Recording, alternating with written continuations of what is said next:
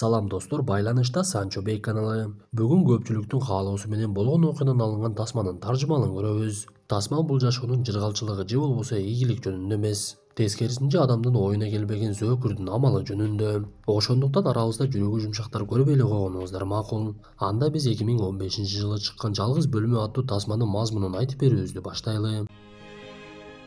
Мама очень спешила попасть на небо. Тасманын башында эски тар бөлмөдө 5 жаштагы Джек менен апасы 24 жаштагы Джой Ньюсом жаткандыгын көрөбүз. Алар бир керебетте укташып, Джек ойгонуп эле өзүнүн бешке чыккандыгы тууралуу жар салып, апасына мактанып, андан соң туруп алып үйдөгү буюмдар менен учураша баштайт. Бир кезде апасы Джой дагы баласынын туулган күнү менен куттуктап, бүгүн сага шириндик жасап берейин деп экөө биргелешип торт жасай башташып, шириндик бышкандан кийин Джек торттун үстүндө шам жок экендигин көрүп, женекелүү эмнеге шам койбодуң деп апасына ызаланып, апасы баласына түшүндүрүүгө аракет кылып, мен Никтен шам сурай албадым, ал сага шым алып келип берет. Биз эми эң керектүү нерсени гана сурайбыз да деп баласын сооротот. Ошентип алардын катардагы күнү башталып, дене көнүгүүлөрүн кылып, андан соң Джек бир аз сыналгы көрүп, жуунуп таранышып, тиштерин дагы жууп, бул убакта кеч дагы кирип калган.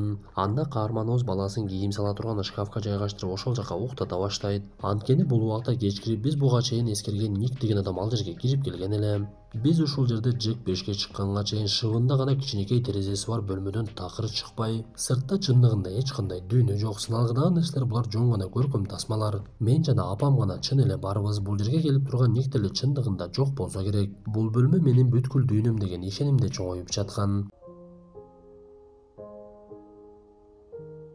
Кандай болбосун, эртеси күнү деле кадимкидей окшош күндөр өтүп, бөлмөдөн чыгышпай эле ошол жерде жашоосун өткөрүп, ойноп жаткан Джек бир кезде апасына кайрылып, сиз Никке айтыңыз, мага белек алып келип берсинчи. Балким ал мага күчүк алып келип берер, мен күчүк менен дос болмокмун десе, апасы унчукпай эле кутулуп кетет. Бир убакта зериккен Джек жерге жатып алып ойноп жатып, ал жака келген чычканды көрүп, анын тамак издеп жаткандыгын байкап, ушактардан бир аз төгүп берет. Бир кезде эле Джой тура калып, жанагы чычканды өлтүрө чаап, бул жаныбар зыяндуу, жандык, ал бизге ооруларды алып келиши мүмкүн. Сен аны менен дос болбой эле кой деп чычканды ошол жерде жок кылып салат. Ну давай.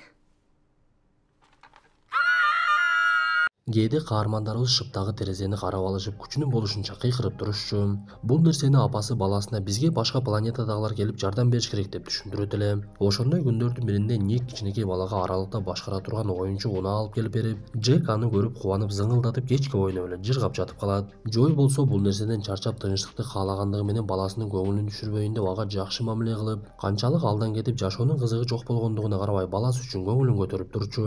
Бир күнү эле Джек адаттагыдай шкафтын ичине кирип, биз ал жерге Никтин келгендигин көрөбүз. Анда Ник бул жолу тамак аштар менен кошо Джектин витаминдерин алып келбептир. Ал Джойго ызаланып, силер менин каным ичип бүтө турган болдуңар, акчанын баардыгы силерге кетип жатат. Сен болсо эч эле ыраазы болбодуң, мен сага айтпадым эле, жумуштан мени жарым жыл мурда эле айдап жиберген. Азыр болсо жаңы жумуш таба албай атам деп Джойго даттанат. Андан соң Ник Джек менен сүйлөшкөнгө аракет кылып жатса, Джой баласына Никти жакындаткысы келбей, аны алаксытууну каалап көңүлүн бөлүп, жүр эми төшөккө деп өзү менен кошо ээрчитип кетет. Бул убакта уктап кеткен Джек бир кезде эле ойгонуп кетип, шкафтан чыгып, Никтин дагы деле кете элек экендигин көрөт. Ал Никтин жанына барып карап турса, Ник дагы ойгонуп кетип, каарманыбызга кандайсың балам деп кайрылса, бул убакта ойгонуп кеткен Джой менин балама тийбегин деп эле Никке кол сала баштайт. Бирок эркек эркектигин кылып, Ник Джойду оңой эле муунта салып, дагы бир жолу мага кол сала турган болсоң өлтүрүп салам деп ал бөлмөдөн чыгып кетип калат. Эртеси күнү каармандарыбыз ойгонгон кезде биз Джойдун мойну көгөрүп калгандыгын көрөбүз. Анан дагы Джек үшүп жаткандыгын айтып, Джой туруп эле Ник ал жердин жарыгын өчүрүп салгандыгын көрөт. Бөлмө ток менен иштей турган жылыткыч менен жылытылгандыгы үчүн ток өчкөндөн кийин каармандарыбыз жылуу кийинишип, анан дагы Ник мурдагыдай тамак аш алып келбей калгандыктан Джой өзүнүн тамагын дагы баласына берип жаткан. Бир кезде ал толугу менен бир чечимге келди байтур, Джек менен олтуруп алып олуттуу сүйлөшө баштайт. Балам, сен эми бешке чыктың, чоң жигит болдуң, буга чейин айтылбаган нерселердин баарын айтып берейин. Чындыгында бул дүйнө аябай чоң, сыналгыда көргөн нерселерибиздин бардыгы бар. Биз болгону кичинекей эле бир сасыган жер тамда жашайбыз. Биз көрүп турган терезе асманды карап турат, ошондуктан бизге айлана чөйрө көрүнбөйт. Бул дубалдан сырткары укмуштуудай жашоо бар десе, баласы апасынын сөзүнө ишенгиси келбей, сиз каяктагы эле жомокторду айтып жатасыз, биздин жашоо эң сонун го. Сиз айтып жаткан нерсенин бардыгы сыналгынын гана ичинде, эгер алар бар болгондо сыналууга батмак эмес да. Мен сиздин бул сөздөрүңүздү уккум келбей калды деп ыйлагысы келгендигине карабай эле Джой өзүнүн сөзүн улантып, биз Ник деп жаткан адамдын чындыгында мен атын билбеймин. Ал мени 7 жыл мурда уурдап кетип ушул бөлмөгө камап салган. Мен 7 жылдан бери бул бөлмөдөн чыга элекмин. Ал Ник чындыгында жаман адам. Бирок мен бул нерсеге чыдабай калдым. Экөөбүз бул жерден чыгышыбыз керек десе, каарманыбыздын сөзүн баласы так такыр эле уккусу келбей, сиз жалган айтып жатасыз деп көзүнөн жашын агызып ыйлап жиберет. Кандай болбосун каармандарыбыз бир кезде уйкуга кетишип, Ник ошондо гана бөлмөгө жарыкты берет. Джой болсо баласына бир аз убакыт берейин деп аны жалгыздантып ордунан такыр эле турбай, Джек аны ойготууга аракет кылса деле Джой керебетинен турбай уктоосун уланта берет. Анда жалгыз ойноого туура келген Джек бир кезде жинигели оюнчу унаасын талкалап аны ыргытып жиберип, зээригип сүйлөшө турган апасы дагы турбай койгондуктан кайрадан эле жатып уктап калат. Эртеси күнү Джек сыналгы көрүп олтуруп сыналгыдан ташбакаларды көрүп, өзү апасына суроо салып, ташбакалар чындап эле барбы, сиз аларды көргөнсүзбү? Бул тасманы аткарып жаткан адамдар дагы чындап эле барбы? Чыныгы дүйнө жөнүндө айтып бериңизчи. Бул сөздөрдү уккан Джой баласынын даяр экендигин түшүнүп, ага өзүнүн качуу мерчеми жөнүндө түшүндүрө баштайт. Мен сенин денеңди ысытып калп эле ооругандай кылып даярдап коёмун. Сен дагы өзүңдү ооруп алсыз болуп калгандай көрсөткөнүң. Ник келген кезде сени ооруп атат деп ооруканага алып барууга муктаж кыламын. Сен болсо чөнтөгүндөгү кагазды ооруканадагы дарыгерлерге беришиң керек, анан дагы алардан сөзсүз жардам сурагының. Ошентип бул жерден чыгып кетебиз деп Джектин корккондугуна карабай эле даярдай баштап, бир кезде Ник кирип келсе Джой ызы чууга түшүп, сен эмнеге жарыкты өчүрүп койдуң, карачы эми балам ооруп калды. Анын денеси ысып жатат, аны ооруканага сөзсүз алып барышың керек. Жаш бала кыйналып кусуп дагы жатат десе, Ник анын сөзүн угуп бирок ооруканага алып барбай эле, мен эртең кустурбай турган жакшы дары-дармектерди алып келип берем деп эле кайрадан кетип калат. Ошентип каармандарыбыздын көптөн күткөн ою ишке ашпай калды окшойт. Анда Джек апасына суроо салып, биз эмне үчүн Никтин башын оодарача бул жерден качып кетип калсак болбойт? Ал келсе мен аны төпөштөп салайынчы десе, апасы баласына жооп берип, мен бир кезде унитаздын суу толтургучунун капкагы менен чапканга аракет кылганмын. Бирок ал байкап калып менин колумду кайрып салган, ошодон бери колум оорукчан болуп калды. Анан дагы бул жака кире турган темир эшиктин сырсандарын Ник бир гана өзү билет. Биз анын эсин оодара чапсак эшиктен чыга албай дагы калабыз. Андан көрө мен башка жолун ойлоп таптым деп баласына дагы бир мерчеми жөнүндө айтып бере баштайт. Вот. Руки вот так.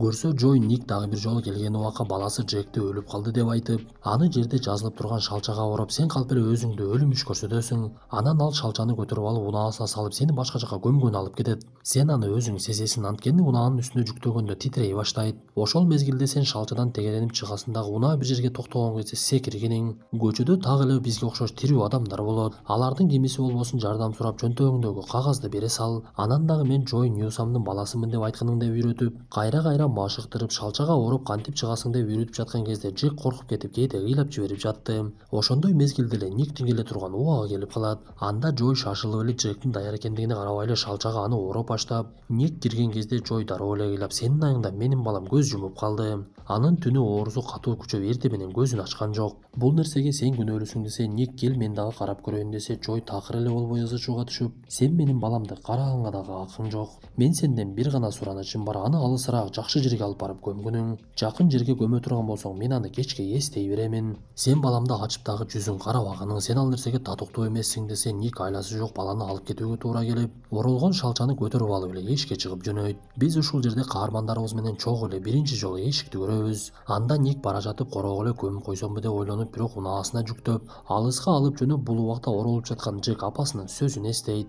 Джек шалчадан тегеренип сыртка чыгып, 5 жыл бир бөлмөдө чоңойгон бала биринчи жолу асманды көрөт. Каарманыбыз үчүн бул нерсе өтө бир чоң ачылыш болду окшойт. Анткени ал ааламдын мындай чоң экендигине такыр ишенген эмес. Бир кезде Ник аны байкай калып эле унаасын токтотуп кармайын деген кезде Джек дагы качып жөнөп, көчөдө бара жаткан бейтааныш адамды сүзүп жыгылат. Анда Ник барып эле Джекти алып кетейин деген кезде Джек кыйкырып мага жардам бергиле деп ызы чуу салып, жанагы бейтааныш адам бир нерсе болуп жаткандыгын түшүнүп, Никти токтотууга аракет кылып, мен азыр тартип сакчы чакырам десе, ал Джекти ыргытып жиберет дагы өзү кетип калат. Ошентип 7 жыл мурда уурдалып бир бөлмөдө жашап зөөкүрдөн кордук көргөн Джой Ньюсамдын ою ишке ашты окшойт.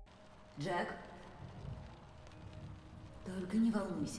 Анткени ал жерге бат эле тартип сакчылар келип унаасына салып алып жөнөшөт. Бирок Джек апасынан башка эч ким менен сүйлөшпөгөндүктөн аларга жакшылап жооп бере албай, алар менен сүйлөшүүдөн дагы кээ бир учурда коркуп жаткан. Бирок тартип сакчыларынын бири аял киши Джекке өтө бир назиктик менен мамиле кылып, аны менен жакындашып окуянын кандай болгондугу тууралуу толугу менен билип алат. Анан дагы Джек, биз апам экөөбүз бөлмөдө жашайбыз, бөлмөнүн бир гана асманды көргөзгөн терезеси бар. Бирок апам бөлмөбүздү үй дебей жер там дей берчү. Анан дагы мен унаада бара жатканда ал 3 жолу токтоду десе, тартип сакчы дароо эле түшүнүп, рация менен башка тартип сакчыларга байланышка чыгып, кызыл пикаптын айдоочусун тапкыла. Анан дагы бул аймакта үйдүн короосунда кичинекей там, эгер терезеси там башында жайгашкан болсо, аны текшергиле деп буйругун берет. Ошентип арадан көп өтпөй эле тартип сакчылар кичинекей Джектин жардамы менен анын апасы Джойду дагы таап чыгышты. 7 жылдан бери зөөкүрдүн колунда ага аял болууга муктаж болгон Джой эми гана эркиндикке чыгып, 5 чыккан баласы Джектин жардамы менен бул дүйнөнү кайрадан көрө алды. Тартип сакчылар болсо аларды дароо эле ооруканага жеткирип, эртең менен ойгонгон Джек айлана чөйрөнүн жарыктыгына суктанып, бирок алар бөлмө бийикте болгондуктан терезени карап Джек аябай эле коркуп кетет. Бир кезде ал жерге дарыгер келип, каармандарыбызга тамак аш жеткирип, андан соң Джойго сиздин колуңузду жакында операция кылабыз.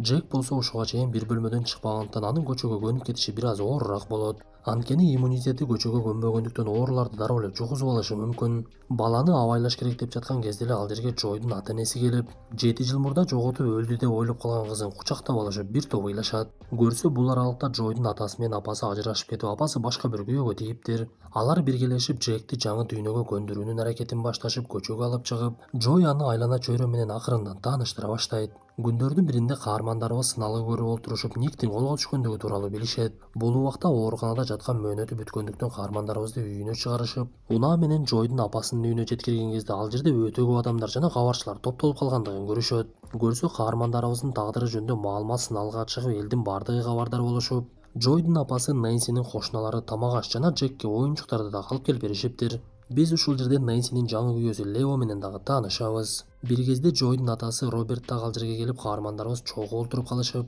бирок Роберт эмнегедир небереси Джекти такыр эле карабай коет. Бул нерсени байкап калган Джой атасына кайрылып, сиз эмнеге небереңиздин ал акыбалын деле сурабай жатасыз? Байкашымча аны бир деле жолу караган жоксуз, бул эмне кылганыңыз десе, Роберт мен аны карай албаймын деген жообун берет. Анда Джой жини келип баласын көтөрүп алып жата турган бөлмөсүнө кетип, Роберт дагы үйдөн кеткенден кийин каарманыбыз баласына кичинекей кезиндеги сүрөттөрүн көрсөтө баштайт. Джой курбу кыздарынын сүрөтүн көрүп, келечеги канчалык талкаланып калгандыгын түшүнүп, сүрөттөрдү жыйнап коюп эле бир маалда ыйлай баштайт. Чындыгында кадимки жашоого көнүп кетиш Джектин эмес, Джойдун өзүнө кыйын болуп жатты окшойт. Анткени аны ар тараптан келген ойлор курчап, кээде стресске түшүп, бөлмөсүнө кирип алып аябай көп убакыт уктай турган болуп калат. Ушундай күндөрдүн биринде дагы деле апасынан башка эч ким менен сүйлөшпөй жаткан Джек жалгыз олтурган. Бир кезде аны Лео байкап калып, аны менен мамиле түзгөнгө аракет кылып, калп эле Джекти көрбөмүш болуп, менин азыр ашканада өтө бир даамдуу тамагым бар эле. Мен аны барып жейинчи, мага дагы ким жардамчы болот экен, ошого дагы берет элем. Анда эмесе ашканага кеттим десе, бул сөздөрдү уккан Джек дароо эле анын артынан барып, анын тамагынан кошо жешип, баарлашып, Леого дагы көнө баштайт.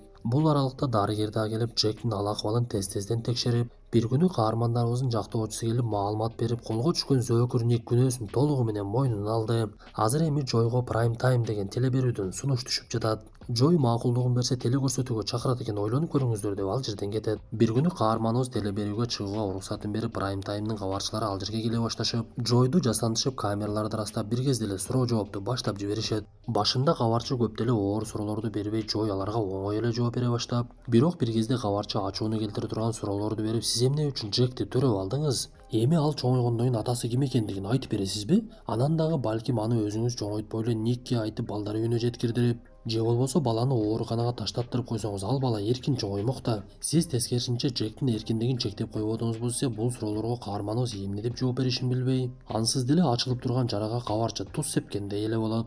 Ошондон кийин бул ойлор Джойду аябай катуу жеп, ал бир күнү өзүн өлтүрүүнү чечип, дарыны аябай көп ичип алып, бирок ал эсинен кете баштаган мезгилде Джек көрүп калып, ал жерге Нэнси менен Лео дагы келишип, тез жардам чакырып, Джойду эс алган абалда ооруканага алып кетет.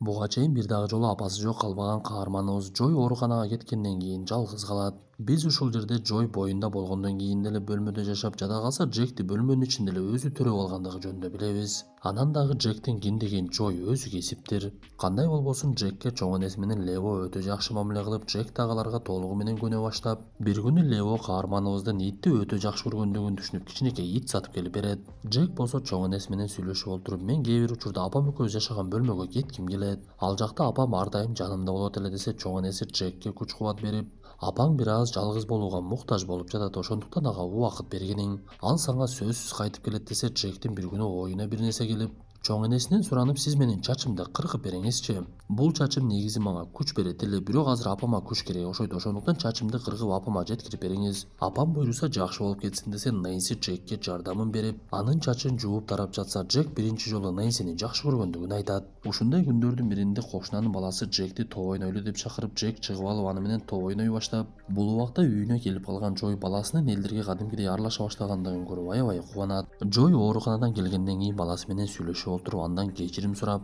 мен эми мындан кийин бул ишке барбаймын, мени кечирип койчу балам. Сен мени 2 жолу куткардың. Биринчисинде бөлмөдөн куткарсаң, экинчисинде сен чачыңды жөнөтүп жибергенде мага аябай күч-кубат болду. Мен ким үчүн жашашым керек экендигин ошондо түшүндүм деп сүйлөп жаткан жеринен биз каарманыбыз Жойдун эми толугу менен өзүнө келгендигин байкайбыз. Каармандарыбыз ошол күндөн баштап бактылуулук өмүр сүрүшүп, Жой Джекти ар тарапка алып барып, жаңы нерселер менен тааныштырып, өзү дагы өткөрүп жиберген боштондукту толтура баштайт. Бир күнү Джек апасынан суранып, биз бөлмөгө барып келеличи, мен ал жак менен коштошкум келип жатат. Сизден сураныш десе, апасы тартип сакчылардан уруксат алып, буга чейин 7 жыл чыкпай жашаган бөлмөгө барат. Анда талкаланып жаткан бөлмөнү көрүп Джек, мага бул жер аябай чоң көрүнөт эле, эмнегедир азыр кичинерип кеткендей го.